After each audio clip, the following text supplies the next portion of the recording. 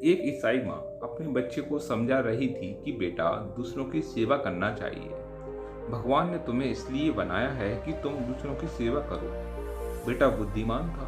उस छोटे से बच्चे ने, और छोटे बच्चे अक्सर ऐसी बातें पूछ लेते कि बूढ़े जवाब न दे सके। उस छोटे बच्चे ने कहा, यह तो समझ गया कि मुझे इसलिए बनाया है कि दूसरों की सेवा कर सकूं। फिर माँ, दूसरों को किस लिए बनाया है, इसका भी उत्तर दीजिए। माँ जरा मुश्किल में पड़ गई। अब कहे क्या? अगर कहे दूसरों को इसलिए बनाया है कि तुम सेवा करो, तो यह तो बड़ा अन्याय होगा कि मुझको सेवा करने के लिए बनाया है और उनको सेवा करवाने के लिए। यह तो मूल रूप से अन्याय हो गया। अगर माँ यह कहे कि दूसरों को इसलिए बनाया है कि वे तुम्हारी सेवा करें और तुम्हें इसलिए बनाया है कि तुम उनकी सेवा करो, तो बेटा कहेगा, अपनी अपनी सब कर लें, क्यों फिजूल की झंझट खड़ी करनी है। मैं यही कह रहा हूँ, दुनिया बहुत हो चुकी है दूसरों की सेवा, कुछ साथ हाथ नहीं आया। दूसरों की सेवा के नाम पर बहुत थोते धंधे चल चुके हैं। सेवा के नाम पर सत्ताधिकारियों ने लोगों का शोषण किया है। जो भी सेवक बनकर आता है, आज नहीं कल सत्ताधारी हो जाता है। जो तुम्हारे पैर दबाने से शुरू करता है, एक दिन तुम्हारी गर्दन दबाएगा। जब तुम्हारे पैर दबाए तभी चेत जाना, अन्यथा पीछे बहुत देर हो जाती है। फिर चेतन से कुछ सार नहीं।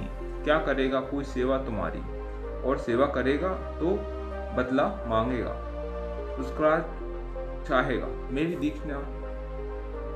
मेरी दीक्षा यही है कि तुम अपने आनंद से जियो। इतना ही पर्याप्त होगा कि तुम किसी दूसरे के आनंद में बाधा ना बनो। इतना ही पर्याप्त होगा कि तुम अपने आनंद का नृत्य नाचो और अपना गीत गाओ। शायद तुम्हारे आनंद की तरंग दूसरों को भी लग जाए और वे भी आनंदित हो जाएं। शायद थोड़ी गुलाल तुमसे उड़े और वो भी लाल हो जाए। थोड़ा रंग तुमसे छिटके और वे भी रंग जाएं।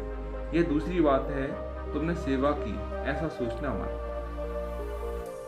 कोयल गाती है, तुम क्या सोचते हो कि कवियों की सेवा कर रही है कि लिखो के कविताएं। देखो मैं गा रही हूँ। जागो कवियों, उठाओ अपनी कलम, लिखो कविताएं। मैं आ गई सेवा करने।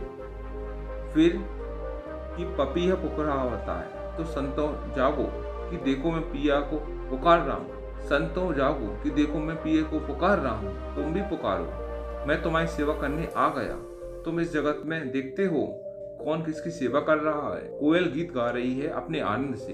पपीहा पुकार रहा है अपने रस में विमुग्ध होकर। फूल खिले हैं अपने रस से चंद्रता चलते।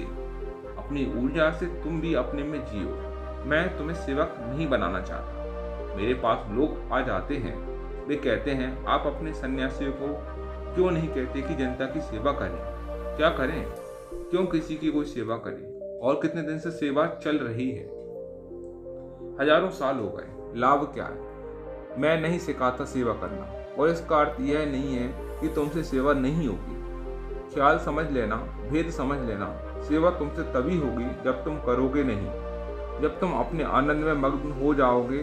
जब तुम जाओगे, तुम्हारा दिया जलेगा, तुमसे सेवा होगी, तुम्हारे बिना किए होगी, तुम्हारी चेष्टा से मुक्त होगी, तुम्हारा प्रयास नहीं होगा। तुम्हारे भीतर से परमात्मा बहेगा और कुछ घटनाएं घटेंगी, लेकिन तुम उनके कर्ता नहीं रहोगे, साक्षी मात्र रहोगे। दोस्तों, यह कहानी थी आनंद से जियो ओशो की, जो कि एक प्रसिद्ध कहानी है। आशा करते हैं आपको वीडियो पसंद आई होगी। यदि आप हमारे चैनल पर नए हैं तो चैनल को सब्सक्राइब करें और हमसे जुड़े रहें। मैं और भी ऐसी वीडियो आपके लिए लाता रहूँगा। एक बार फिर आपका बहुत बहुत धन्यवाद।